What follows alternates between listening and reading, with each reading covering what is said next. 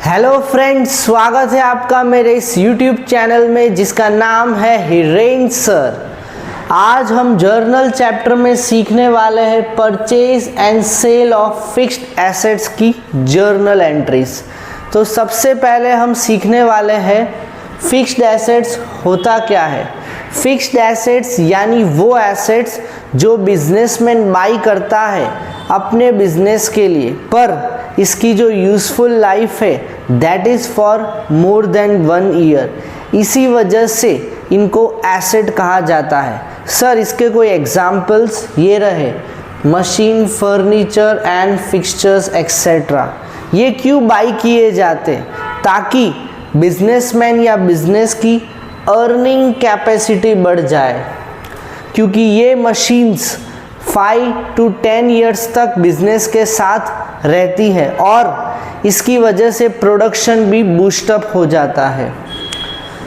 ये fixed assets कभी भी रीसेल के लिए बाई नहीं किया जाता, यानी आज बाई किया कल रीसेल नहीं, ऐसा बिल्कुल नहीं होता।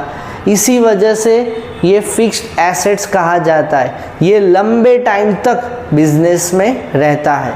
चलो अभी देखते हैं जर्नल एंट्रीज जो बहुत इम्पॉर्टेंट है। सबसे पहले अगर हम परचेज करें फिक्स्ड एसेट्स को, तो फिक्स्ड एसेट अकाउंट डेबिट होगा। Debit what comes in real account, तो फिक्स्ड अकाउंट को कर दो डेबिट टू कैश या बैंक।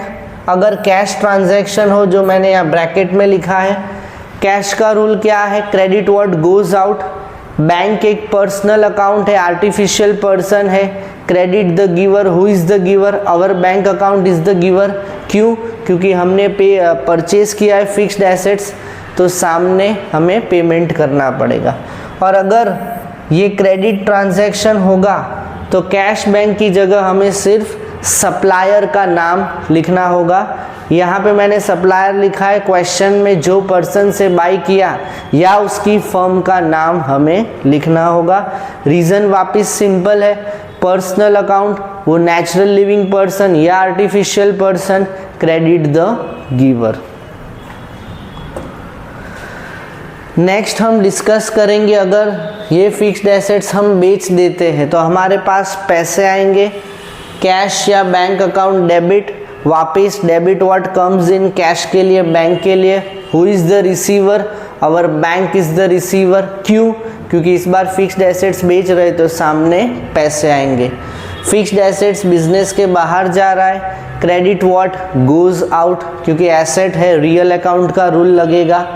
अगर गेन होगा तो हमें गेन को क्रेडिट करना पड़ेगा। रीज़न क्या है, credit all incomes and gains. और अगर सेम एंट्री करने पर अगर लॉस होगा तो उसे डेबिट करना है, debit all losses and expenses. तो होप आपको ये journal entry cash transaction with gain और लॉस समझ में आ गई। नेक्स्ट देखते हैं, सारी चीज़ें सेम है, गेन क्रेडिट करो, लॉस को डेबिट करो। पर अगर क्रेडिट ट्रांजैक्शन होगा तो कैश या बैंक तो आएगा नहीं, हमें परचेज़र का नाम लिखना पड़ेगा डेबिट में, तो परचेज़र अकाउंट डेबिट करना पड़ेगा। और परचेज़र अकाउंट डेबिट करने का रीज़न क्या है? रीज़न वही है, सिंपल, क्योंकि उस पर्सन को हमने उधार में चीज़ बेची है, वो हमें फ्यूचर में पेमेंट करेगा।